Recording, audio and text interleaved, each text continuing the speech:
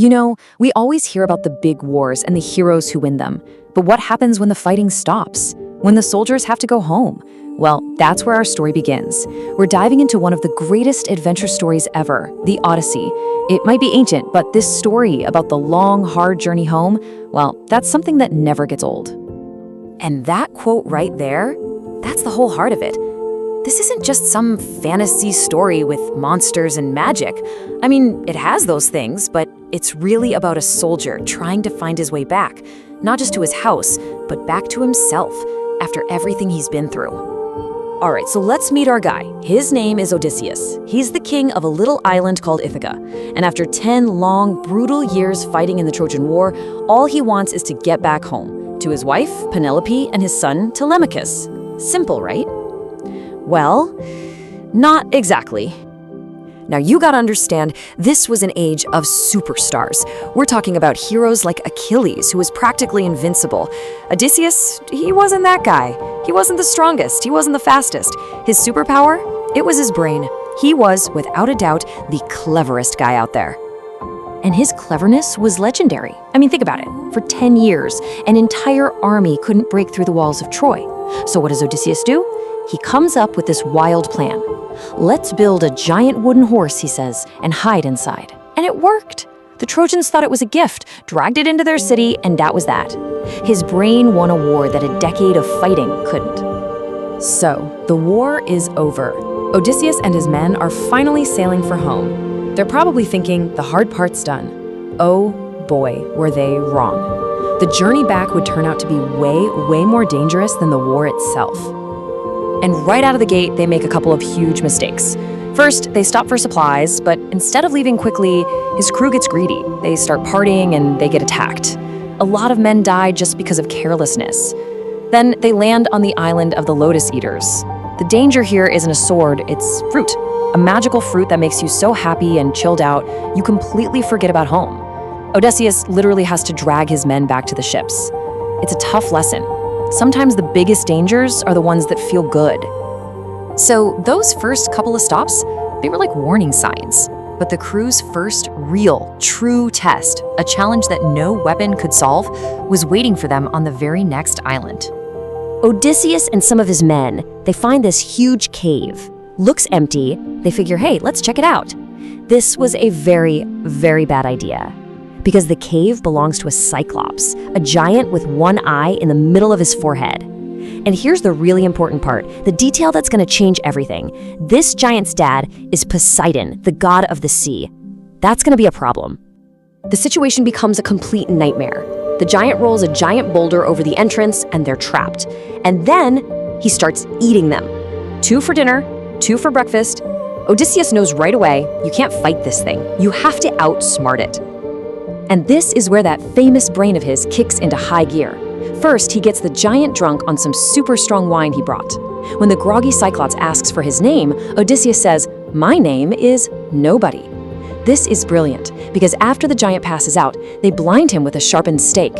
He screams in pain, and when his giant neighbors yell over, "Who's hurting you?" he screams back, "Nobody is hurting me." So they just go back to bed. To get out, they hide under the giant's sheep as he lets them out the next morning. It's an absolutely incredible plan. They scramble back to the ship. They did it. They faced an impossible monster and won, using their wits. They're bruised, they've lost friends, but they are alive. Sailing away from that shore, they are free. They are safe. But right there, in that moment of victory, with the island getting smaller behind them, Odysseus does something so foolish. It's not fear that gets him. It's pride. It's his ego. He just cannot stand the thought of that monster not knowing who beat him. He cups his hands round his mouth and just yells his name, his address, everything. He needed the credit. And that one moment of arrogance was the single biggest mistake of his life.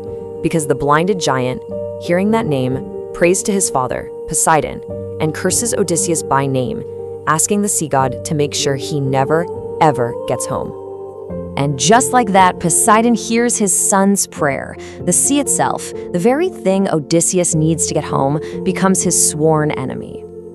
Now remember, when they left Troy, Odysseus was in command of a whole fleet. 12 ships full of his soldiers, his friends, from his home in Ithaca.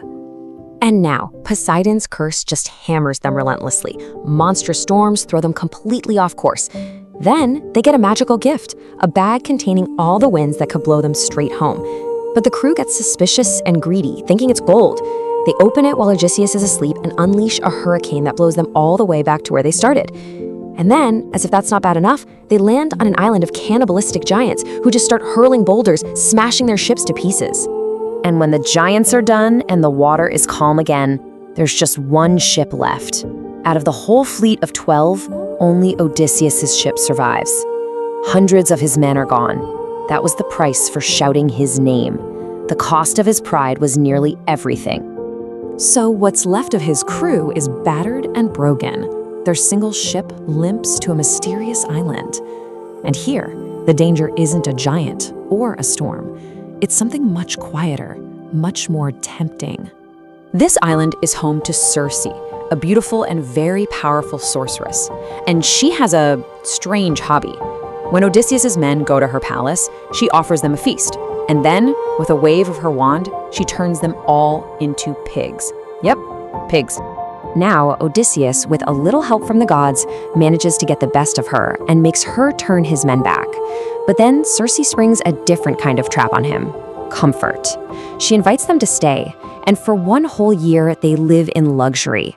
They feast, they rest, and they almost completely forget that they're trying to get home. Finally, his crew has to snap him out of it, reminding him about Ithaca. So Odysseus tells Circe it's time to leave. She agrees to help, but she gives him a terrifying condition. To find out the route home, he has to go get directions from a prophet who is already dead. So think about that for a second. His journey forward can't actually go forward. To find his way back to the land of the living, he has to go to the land of the dead. And he has to come back. His next destination is the underworld itself, which leaves you with one chilling question. What kind of information could the dead have that would possibly be worth a trip to hell and back?